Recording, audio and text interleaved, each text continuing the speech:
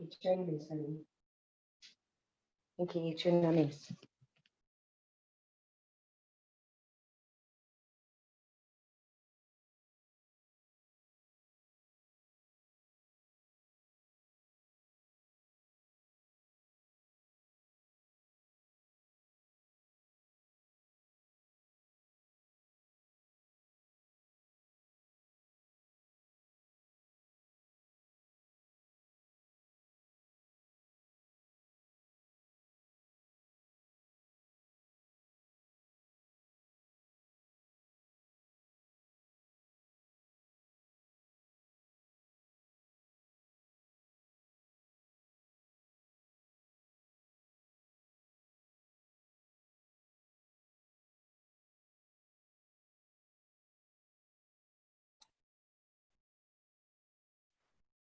Good morning, everyone.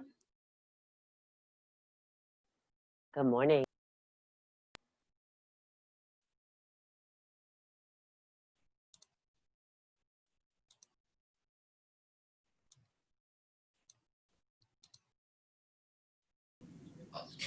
Perfect pause right there. Oh my God, does that bring me back? Wow. Okay, good morning, everybody. Happy Wednesday. Mission Possible. That's a good get starter song. It is a good get starter. Okay, so I can't mute people. So whoever's the host of this is going to have to mute people that where there's background noise, because there's some. Thank you. I'm usually like, boop, boop, boop, boop, boop. Wait, there's background noise. When you're talking, I won't do that, I promise. So good morning. There's, I would like to start off today's meeting by hearing some successes from you guys, some wins from the last week since I saw you. I've talked to several people and there've just been some incredible, wonderful things that have been going on this week. So I would love to hear one or two from you. Tell me a win that you had in the last week or something great that's going on with you right now. I have one. Yes. Closed property in Hana with a sight unseen buyer. We represented the seller and we had some really huge last second hiccups regarding VA loans and cesspool issues, and we were able to circumvent that in the 11th inning, and we closed yesterday. Awesome. Congratulations. That's great, Joyce.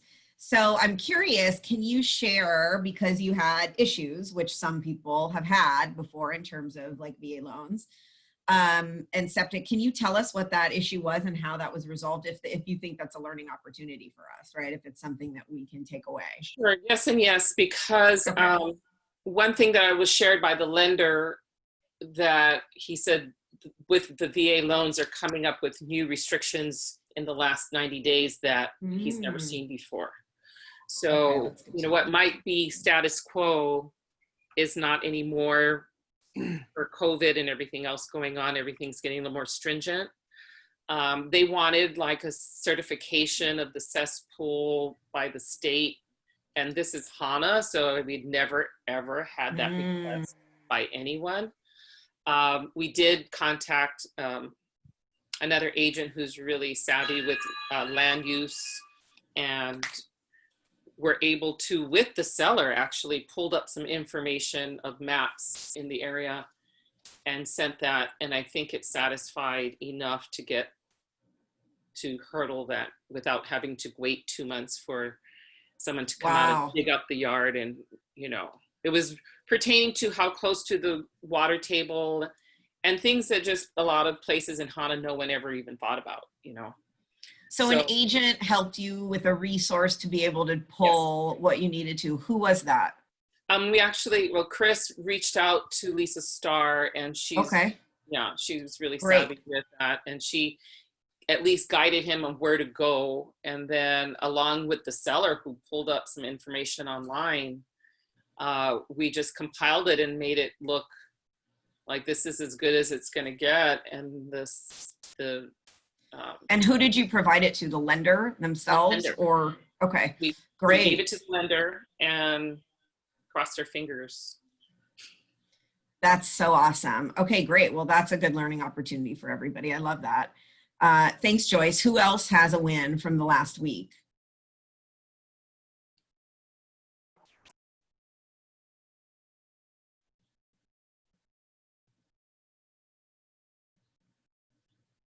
Who else out of 20 of you? That's something to share that was a win or celebrate or something good that's going on or happened in the last week. I do. Okay, Terry. I did 3 showings over this last weekend, and I had 1 transaction in escrow. Fantastic. That is so great. And were these, out of curiosity, people who live here or not? Yes, actually, Okay. one of them, 2 of them were, but 1 is on the mainland, so I was doing like a virtual showing type of thing. But one of them, the deal that's in escrow, is actually the very first buyers that I met in the very first open house that I did like well over a year ago. Wow. Okay, Yeah. great. So how did you follow up? How did you stay in touch? It's every week. I mean, not every week, but every month I send them links of what they may be interested in. I pretty much was calling them and keeping in touch with them every quarter. Yeah, so I'm so excited. It's really cool to see a nice young couple starting a family, hopefully be able to achieve their dream. That's very exciting. Thank you for that. And also a takeaway is the fortune is in the follow-up, right? We say that, and to be able to, and so is the relationship. Yeah. And Interesting. Yeah. Sorry.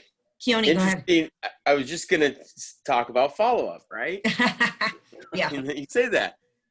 Jonathan, one of our agents got a internet lead, and he's like, "Where'd this come from?" Right? And he was so he's like, "Well, I'll just call it and see what's up," you know?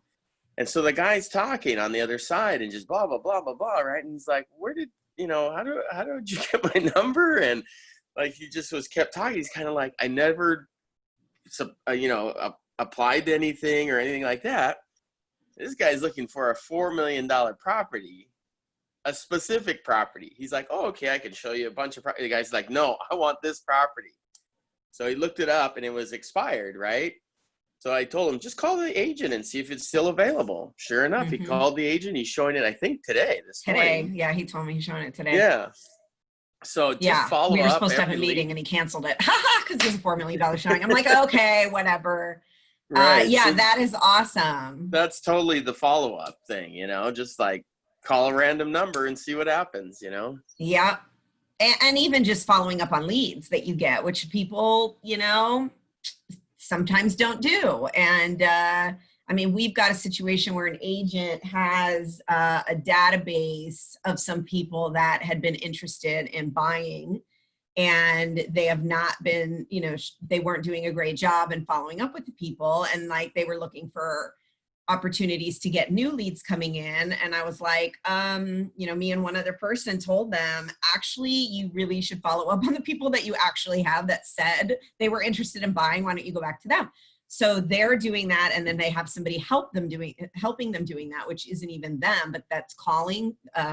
So they have a list of people, and sure enough, these are like $5 million buyers, 3 million, 2 million, like 1 million and up. So they're still looking. Some of them may have bought already, but just that power of that follow-up and that reaching out, whether it's an initial or, and keep in mind, what percentage, again, little pop quiz for you in the morning, what percentage of the people, when you reach out to them the first time you connect with them, are ready and end up closing versus the people versus if you are to follow up in that process? What percentage percentage will turn into something up front, and what percentage turns into something later down the road? Do you guys know? Remember that?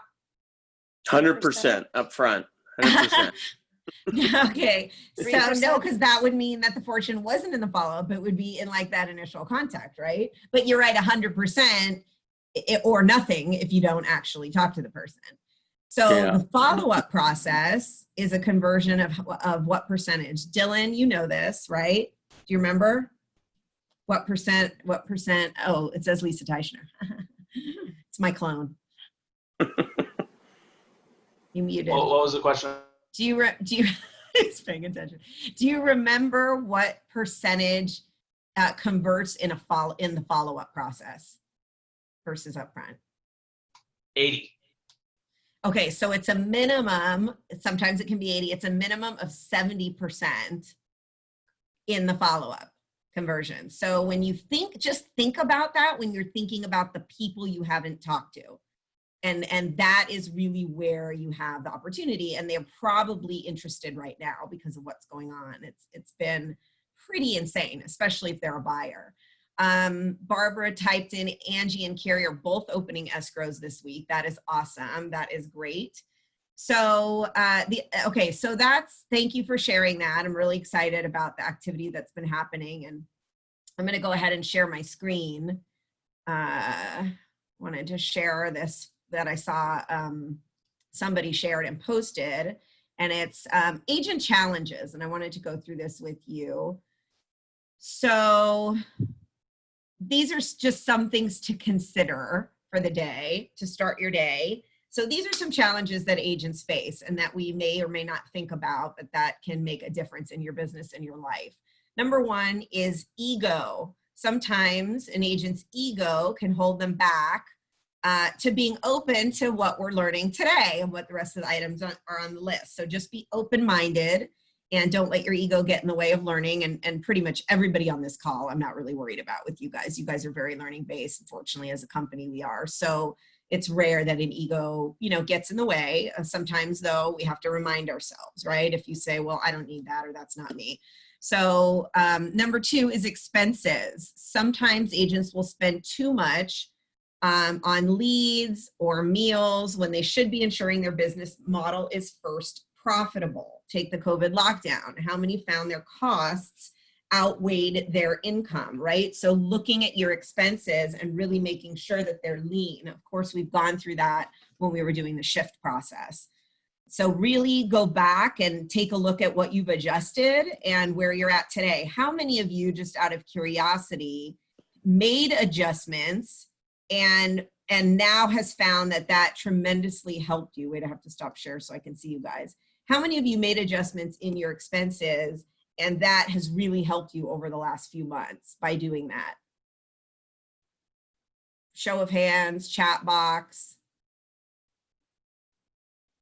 Many of you, I can't see your face. Yes. Okay. So Joyce is saying yes. Michelle is saying yes. And I myself, I'm absolutely in that category. Cut some expenses, helped tremendously. And how many of you, as a result of that, realize that some of those things really aren't necessities? I mean, you don't need to even bring them back into your life. And you were able to live without them. Yeah. Okay. So cool. So that was really, I think, a great exercise that came out of the shift training. And if you haven't gone through that process of your expenses, do that now. It's not too late, and you should probably reassess where you're at. Number three, customer service. Keeping this smooth and top level every single day, no matter if you're top or not, meaning a top agent, where your sales are booming, you always need to have a high level of customer service, right? Even if you don't have a lot of clients you're working with. So what is your system for that? How are you going to be consistent to create a high level of customer service for your clients? 4 is evolution. We talked about this. Learning is the key for everyone in business. After all, we learn to earn, right? Sometimes we forget, like, these classes and trainings are, yes, to help you learn to grow as a person, first and foremost, and they're also to help you to actually take action and apply. So one of the things that I do when I go to a training class, and Colette got me into the habit of this, and I would recommend this for you if you haven't heard me say this yet. So whenever I do a training class, or I write, or I read a book, I boil that down. First of all, I do notes. So I write down all my notes, and then from that training, for example, and then what I do is I go back through my notes and I have a list of a 10 implementation list. So I start with 10 items that I'm going to implement, and then I break it down to like 5. The goal is to get to 3 items that you're going to implement so that you can make it manageable.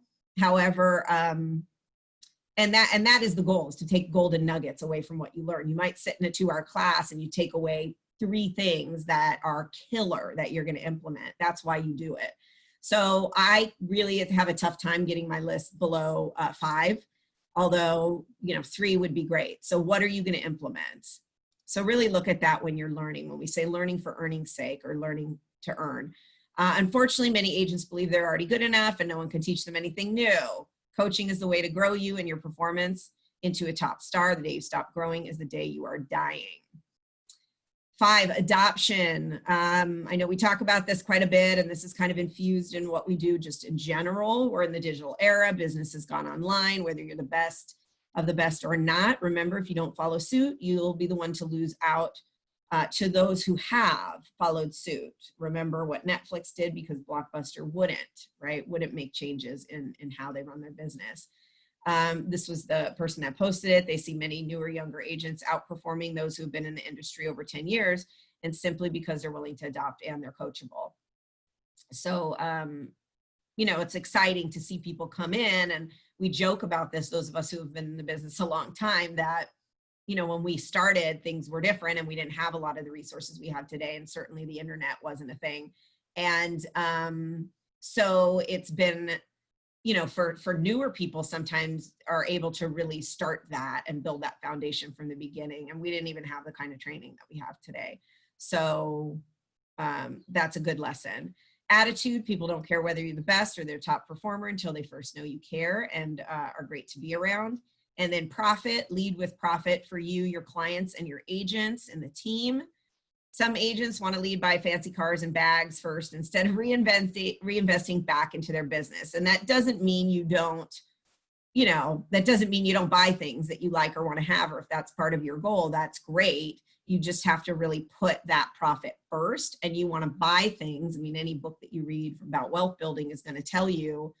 Think and Grow Rich is one that I had pulled for today, and I have some quotes from, but really it's about investing and leading with revenue, number one, in your business, and then taking the money that you earn and the interest on that. I mean, really, you don't want to invest the money that you earn. You want to invest your interest, and you want to always have your capital money right there. You always want to have your reserves there. You always want to have that initial principle of investment there.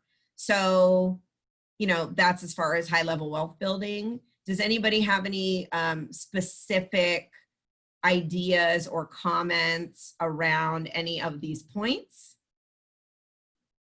Ego, expenses, customer service, evolution, adoption, attitude, profit? Or any nuggets to share that they've learned in these areas with the group?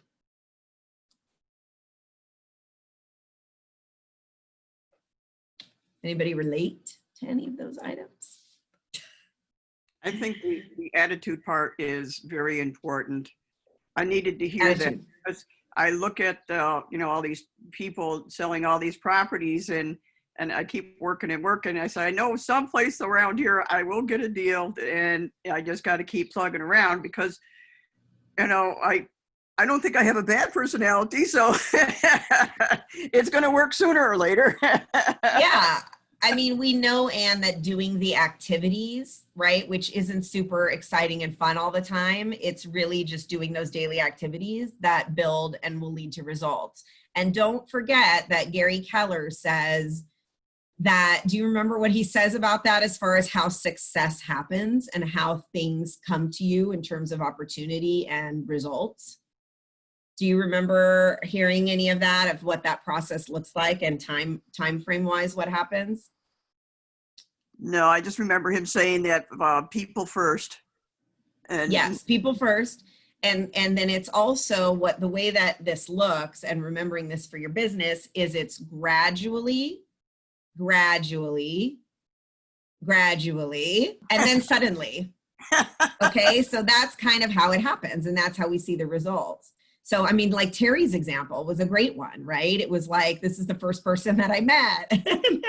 And, that was a gradual process of follow-up. And, the more for you, Anne, it's really just really building that database up and having enough people that you're gonna be following up with, that is gonna be that gradual process of following up with them. And then suddenly it's gonna be like, I'm ready. As long as you're doing your part and you're doing those tasks every day. Certainly there may be specific things that you can tweak to be more effective. So that's definitely where coaching comes in. Thank you for sharing that though. I know sometimes that's a thought that people have, especially when they're new. Anyone else? Any thoughts about that? Profit, attitude, adoption, customer service expenses, ego. Okay, two other things I want to cover today. One is regarding appraisals, and I don't know, let me see if Michelle is on. Oh, let me look at the chat box. Oh, that's great. Latasha's so cute. And you'll get there. Stay consistent. We're all cheering you on. That's so sweet. And then Nancy, adoption, embracing it and learning it. Yep, absolutely. Making it just part of your life. You know, if you think about the adoption side as not something you have to do or a burden that's going to continue to be a problem for you, because really if you just make it part of your life, you know, and just add it to what you're doing, it just becomes what you do, just like using your cell phone, right? So that's kind of how you have to look at that. Now you certainly have to learn it and take the time. I mean, Dylan helped me yesterday. Was it yesterday, Dylan, I think? To run, I'm going to be getting quizzed by our region on my adoption ability, like my ability to find the things and do the things in command that are basic necessities for an agent to run their business. So I, as your leadership, am getting tested on that by the region next week, Monday. And so I said to Dylan, get in my office right now and test me so I can practice and make sure I know what I'm doing and where to look and what. And some of that I knew already and had gone through, but really I'm not in it on a daily basis. And I could see where super easily, if I just did it regularly, it would take me 5 minutes in and out to get anything done that I needed to do. I mean, so, and then some of it I was like, okay, like stumbling a little bit, but just by going through it now, I already feel like, okay, I pretty much now know where things are and I can navigate my way through. And then I remembered things that I had forgotten. So I don't know what score I got out of 10 yesterday, probably like a 6. Dylan can chime in.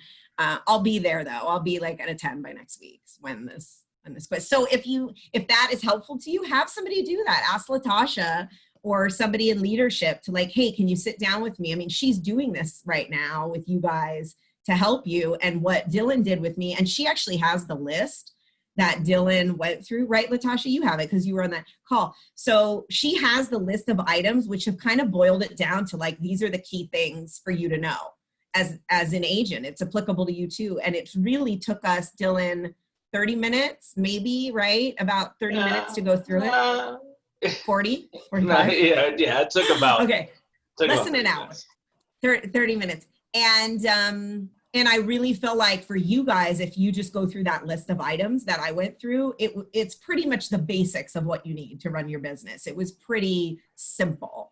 It's like, opportunities, uploading your transaction or uploading your files. It's, getting in designs and doing a flyer, which you could see like where he showed me some shortcuts, which literally I'd be in and out of there in 5 minutes. Not that some of you are doing your own marketing stuff, some of you aren't, but anyway, just a heads up on that. Can I jump in real quick? Let's go with Lisa? the 6. Thank you, Dylan. Yes, Latasha. Just really quick for agents that do want that extra tutorial, I have been working with several agents now, specifically on Facebook ads, and I've actually stepped it up in terms of asking their permission to record it and then sending them the recording. So they not only take advantage of it, but then I also forward them the link to our tutorial so they can refer back to it. I love that. That's a great idea, Latasha. Cool. Okay, so appraisals, I kind of wanted Michelle to address this too. Maybe Keone, you can address this.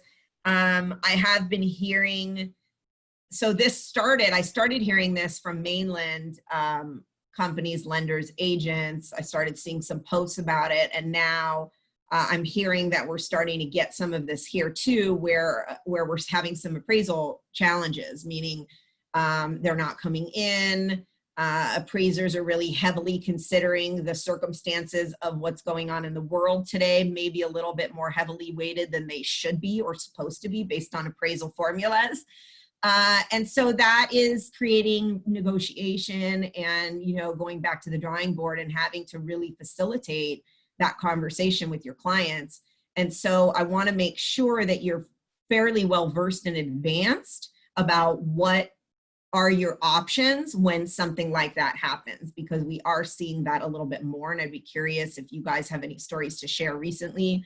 But really, that if you're in coaching, talk to your coach about it, talk to your broker about what are some of the things that you can do, especially if you run into that situation, and ideally you're proactive about it. If you have anything in contract or you've got a buyer, so you can have that conversation up front, or you're taking a listing so you can have that conversation up front, that we're seeing appraisers do weird things. And I just want you to be prepared for that, because you might run into some of those challenges. Has anybody on this call had that happen lately, or seeing that right now? The one thing you want to remember if you're trying to defend a property on an appraisal is never come from the position of price, because they will not talk to you at all. They'll hang up on you even, really. So you want to make sure that you use comparables, which are square footage, right, of house, square footage of land, age, right? If there's something comparable that has a good price, you're going to say this is a comparable because of the square footage and the year, right, and the makeup of it, right? If yours is fancy, you have a fancy comp, let them know, right? And they don't see the pending. So if you have something coming up, call that other agent. They won't give you the price, but they'll, you know, you can say, is it close? Because I'm working on an appraisal issue, and they'll say, yeah, I came in, you know, close to that, and they'll close on, you know, next week Wednesday. You can call the appraiser and say, well, this other comp's coming in. You know, so there's ways to try to do that, but never say, look, this other $1 million property or whatever it is, they'll hang up on you. You cannot talk to them like that about it like that. So that's a great point. Yeah. That's a great tip, is providing, you know, the comparables and having that conversation. And thank you for that. So just heads up there, talk to people if you run into that situation. And then just a general side note about talking to your broker that Michelle and I were discussing. This week we had in particular a couple of situations where, and I don't know, Keone, if you want to address any of these without, you know, protecting the names, but just giving the scenarios where there were two situations in particular where the agent should have talked to their broker when the issue came up.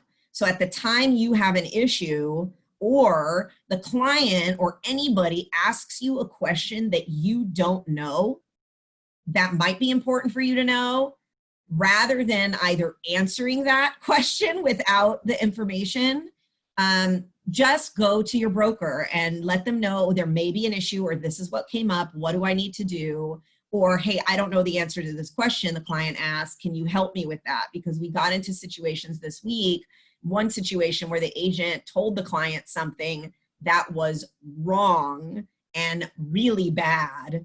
And we found out after the fact, and it was really too late to correct the issue at that time, whereas we could certainly have corrected the issue had we known that it was an issue earlier. So, you know, sometimes we don't want to say we don't know. And I say it time and time again when I teach classes, you guys, is when you don't know and the client asks you a question, what is the best answer? What is the best answer? I mean, I have my own script that I've mentioned 100 times. What do you guys think is a good answer for that? That's a great question. I'll find the answer out for you. Yes, Terry. Woohoo! That's it. That's the script. That's a great question. I love that one. That's what I use. That's a great question. Let me find that out for you. Is it okay if I get back to you by tomorrow at noon? I usually give them a time frame so they know I'm going to get back to them and find out. They don't care if you don't know. They just want to know that you will take care of it or find out for them. So I can't stress that enough. Keone, do you want to address anything more, a little more specific? Yeah, everybody just remember that, that you'll never know everything, right? Nancy's been in the business forever, Lisa, myself. We still don't know everything. So it's okay to say you don't know and you'll find out. Terry's answer is the script answer. That's it, right? Hey, that's a great question. Let me find out. I'll let you know. They say, great, let me know, right? Yeah. Don't take that risk. Yeah. The problem that we have, right, that we're having right now could potentially cost us thousands of dollars because there's something that we're going to have to. And it's a licensing, potential licensing issue with the could be agent. a licensing issue. If the client, so, I mean, one of the things I would say that's tied to that is also your timeline. So, that I really want to stress, especially, and even if you do have a transaction coordinator, by the way, those of you who use TCs or TMs, that's great. And it's still your responsibility ultimately to make sure that those timelines are being followed. It is not the transaction coordinator's responsibility. Yeah, you pay them to help you facilitate the timeline. You're the agent. So make sure that you need to double check those things and make sure if you have something coming up, you better make sure that you address it with the client prior to expiration. So especially in passive removal, which is what our contracts are, right? Where you don't have to have a sign off on everything. So those are two big learning opportunities for this week that I can't stress enough is timeline. And if you don't know, find out and do it as early as possible, especially if you see a potential red flag. I mean, that's part of what you're trained to do. And if you don't know, call your broker. Okay, lastly, it's 9 o'clock. Early. Yes, and early. Call them often and early. And in fact, we're even looking at instituting a situation whereby your broker will call you once a week. I mean, we're literally talking about doing that now. Now, granted, I'm going to tell you, knock on wood, this does not happen very often. The good news is with all the transactions that we do, almost 1,000 last year, this is rare. So that's the good news. You guys are doing a great job in general. However, when it does hit the fan, when something comes up, it can be a big problem. So we just want to avoid that. And we take those as learning opportunities. And we're really thinking of the brokers doing a check-in on some of those just because to make sure that they're hearing what's going on. And same with your coaches. Never feel like you're bothering your broker. Yeah. Get on the phone and call them. It'll take you 2 seconds. Problem solved, done. Right? Totally. Get guidance. Yeah. Thank you, Keone. Lastly, I want to remind you as far as your time blocking and as things get really busy again, which is great that they've picked up and is make sure, who was telling me that they do this? Somebody told me this yesterday or the day before and I said, that's great. I'm going to mention that on the call is don't forget to make appointments in your schedule with the people in your personal life. Or the things that are important to you that matter. So, your significant other, your kids, your parents, your activities that are personal for you that you do, your unplugging stuff, and put it in your calendar. So it sounds crazy, but if I know a lot of agents that will put their appointments with their kids, for example, in their calendar. And then when a client wants them for something, they'll say, I'm sorry, I have another appointment at that time. What other time would work for you? They don't need to know it's an appointment with somebody else that's, whatever, but just a side note about that. And I thought that was a really good reminder of putting those things in your calendar too, because if it's not in your calendar, it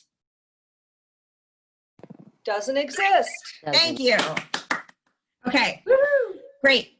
That's what I've got for you guys today. What else? Any other reminders on stuff we have going on this week? Latasha or Dylan, as far as training or anything we want to highlight? One highlight would be Robert and I's BYOCC for the Marty Miller 4.0 series. We are not only going to record it, but this is the first time that we're actually going to do broadcast at Facebook Live. So. Oh, cool. And then we will have Smart Plans 1 and 2 coming up in 2 weeks. Great. Thanks, guys. Anything else you have? Yeah, Yes. I got some. I asked Sharon I don't see Sharon on the call. I asked her to come on today, but that's all right. Our wellness ambassador, Sharon Vichet, is putting together a small bocce ball picnic this Friday at Cam 3, starting at 5 p.m. And she is inviting everyone to bring, if you got snacks you want to bring, that's fine. We're going to provide water and vitamin water and maybe some kombucha in a cooler for everybody. And that's going to be a fun way to everyone get together. You can do a beach walk if you want. You can play some bocce ball. We'll have a couple courts set up. But that's this Friday. Hope to see you there. Thank you. If you have any questions, you can email Sharon. Hold, please. Hold on. Sorry.